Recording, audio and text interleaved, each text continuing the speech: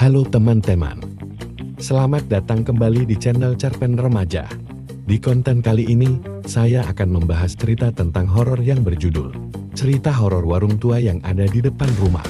Sebelum lanjut ke cerita, alangkah baiknya teman-teman subscribe dan like video ini, agar channel ini lebih berkembang lagi dan lebih semangat membuat konten-konten selanjutnya.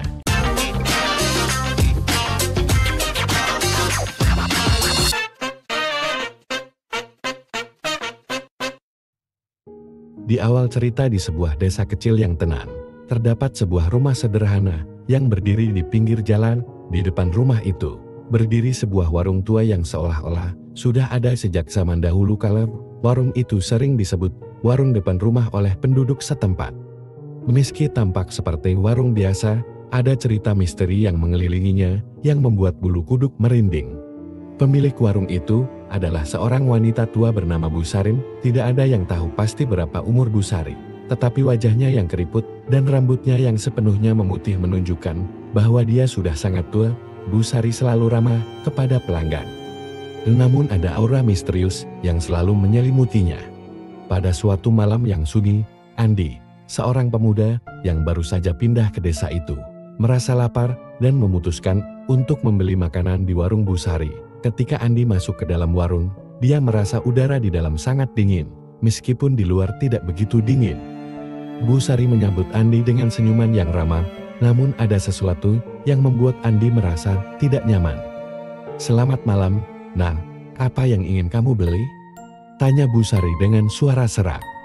"Saya ingin membeli nasi goreng, Bu," jawab Andi. Bu Sari segera mulai menyiapkan pesanan Andi. Sambil menunggu, Andi melihat-lihat sekitar warung. Di sudut ruangan, dia melihat sebuah cermin tua yang tampak berdebu. Cermin itu terlihat sangat kuno, dengan bingkai kayu yang ukirannya rumit. Entah mengapa, Andi merasa tertarik untuk melihat ke dalam cermin itu. Ketika Andi menatap cermin, dia melihat bayangan yang aneh di dalam cermin. Dia melihat seorang pria yang berdiri di belakang Bu Sari. Pria itu mengenakan pakaian kuno dan terlihat sangat pucat. Andi segera berbalik, namun tidak ada siapa-siapa di belakang Bu Sari. Merasa bingung, Andi kembali menatap cermin, tetapi bayangan pria itu sudah hilang. Tidak lama kemudian, Bu Sari menyelesaikan nasi gorengnya dan menyerahkannya kepada Andi. "Ini, Nak, semoga suka," kata Bu Sari. Andi mengucapkan terima kasih dan segera pergi dari warung itu. Sepanjang perjalanan pulang, pikirannya terus memikirkan bayangan pria yang dilihatnya di cermin. Setibanya di rumah, Andi menceritakan kejadian itu kepada tetangganya, Pak Budi, seorang pria paruh baya yang sudah lama tinggal di desa itu. Pak Budi mendengarkan cerita Andi dengan serius. "Pot, jadi kamu melihat pria itu juga?" kata Pak Budi dengan nada suara yang rendah. Andi terkejut. Apa maksud Pak Budi? Pak Budi kemudian menceritakan bahwa beberapa tahun yang lalu, suami Bu Sari, Pak Warto, meninggal secara tragis di warung itu. Sejak saat itu, banyak penduduk desa yang mengaku melihat bayangan Pak Warto di cermin tua di warung Bu Sari. Arwah Pak Warto masih bergentayangan di warung itu, menjaga warung dan Bu Sari. Mendengar cerita itu, Andi merasakan bulu kuduknya merinding. Dia tidak bisa tidur semalaman memikirkan kejadian yang dialaminya di warung Bu Sari. Sejak malam itu, Andi tidak pernah lagi pergi ke warung depan rumah pada malam hari, dan setiap kali dia melewati warung itu, dia selalu merasakan ada sepasang mata yang mengawasinya dari dalam cermin tua yang misterius itu. Cerita ini pun menjadi legenda di desa itu, membuat warung Bu Sari semakin terkenal sebagai warung yang penuh misteri. Penduduk desa yang penasaran sering datang untuk mencoba melihat bayangan Pak Warto di cermin. Meskipun tidak semua berhasil melihatnya, warung depan rumah itu pun tetap berdiri, menyimpan kisah misteri yang tak pernah terungkap sepenuhnya. Hari-hari berlalu, dan rasa penasaran Andi semakin besar. Dia tidak bisa menghilangkan bayangan pria di cermin dari pikirannya. Suatu malam, dia memutuskan untuk menyelidiki lebih lanjut. Andi mempersiapkan diri dengan senter dan keberanian, lalu diam-diam pergi ke warung Bu Sari. Setelah tutup, Andi berusaha untuk tetap tenang dan bertanya, "Apa yang terjadi denganmu, Pak Warto? Mengapa arwahmu masih berada di sini?" Bayangan Pak Warto tidak menjawab, tetapi seolah-olah memberi isyarat untuk mengikuti. Andi merasa tubuhnya bergerak sendiri. mengikuti bayangan itu ke bagian belakang warung. Di sana, dia menemukan pintu yang mengarah ke gudang kecil yang penuh dengan barang-barang lama dan berdebu. Bayangan Pak Warto berhenti di depan sebuah peti kayu besar. Andi membuka peti itu dan menemukan sebuah buku harian tua. Ketika dia membuka buku harian itu, dia menemukan tulisan tangan Pak Warto. Buku itu mengungkapkan bahwa Pak Warto telah menemukan sesuatu yang sangat berharga di desa ini, sebuah peta menuju harta karun yang tersembunyi. Namun, sebelum dia bisa mengungkapkan temuannya kepada Bu Sari, dia dibunuh oleh seseorang yang menginginkan peta itu. Dengan hati-hati, Andi membalik halaman demi halaman.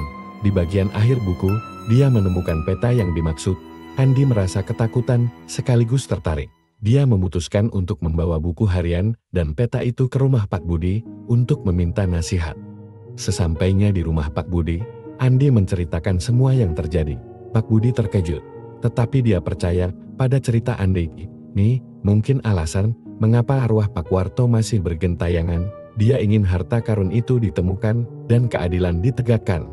Mereka memutuskan untuk menyelidiki lebih lanjut keesokan harinya. Dengan peta di tangan, Andi dan Pak Budi mengikuti petunjuk yang membawa mereka ke sebuah hutan di pinggiran desa. Setelah beberapa jam berjalan, mereka menemukan lokasi yang ditunjukkan di peta sebuah gua tersembunyi. Di dalam gua, mereka menemukan peti harta yang berisi koin emas, perhiasan, dan artefak kuno.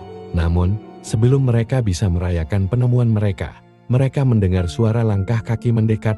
Ternyata, seseorang telah mengikuti mereka, seseorang yang sama yang telah membunuh Pak Warto.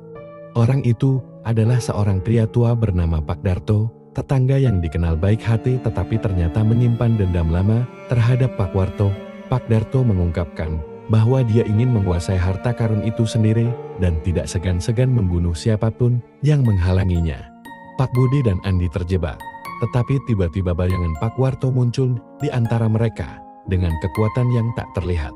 Bayangan itu melindungi mereka dari serangan Pak Darto. Dalam kepanikan, Pak Darto terjatuh dan tertimpa batu besar yang runtuh dari langit-langit gua.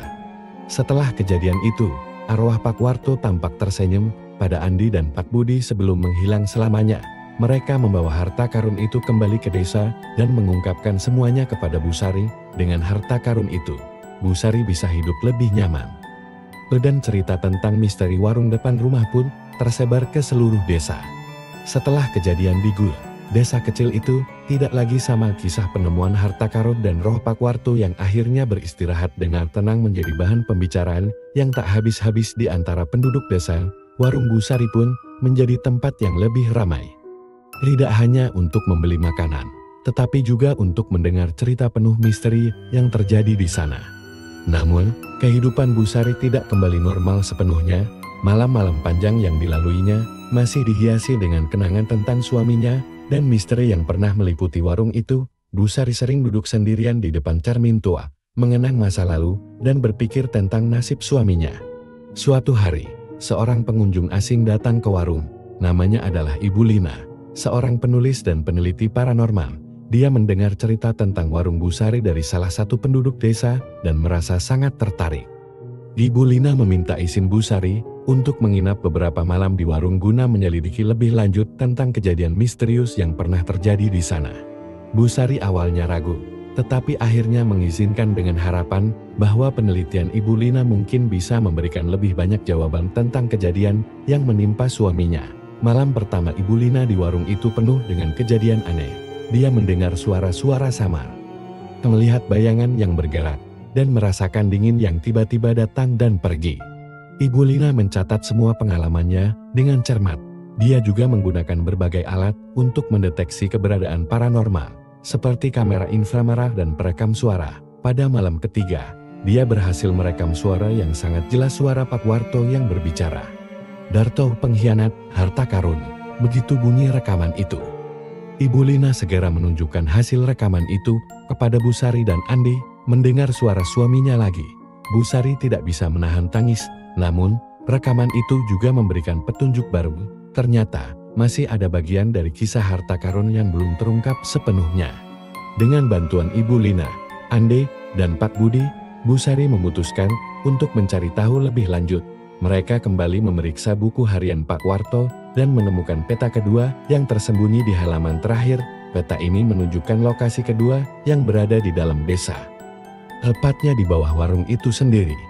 Mereka menggali di bawah lantai warung dan menemukan sebuah peti kayu kecil yang sudah sangat tua. Di dalamnya, mereka menemukan surat-surat dan dokumen penting yang menjelaskan sejarah desa dan asal-usul harta karun. Ternyata, harta karun itu bukan hanya tentang kekayaan materi, tetapi juga tentang warisan budaya yang tak ternilai harganya. Surat-surat itu mengungkapkan bahwa desa ini didirikan oleh nenek moyang Busari yang menyembunyikan harta karun tersebut untuk melindunginya dari penjajah. Mereka juga menjelaskan bahwa warung itu dibangun di atas tanah yang sakral dan memiliki nilai historis yang sangat tinggi. Ibu Lina menuliskan sebuah buku tentang penemuannya, yang kemudian menjadi terkenal dan menarik lebih banyak wisatawan ke desa tersebut.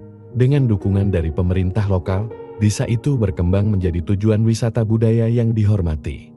Meskipun kisah misteri warung depan rumah telah terungkap, warung itu tetap memancarkan aura magis yang mengingatkan setiap pengunjung akan keajaiban masa lalu dan kekuatan cinta serta keadilan.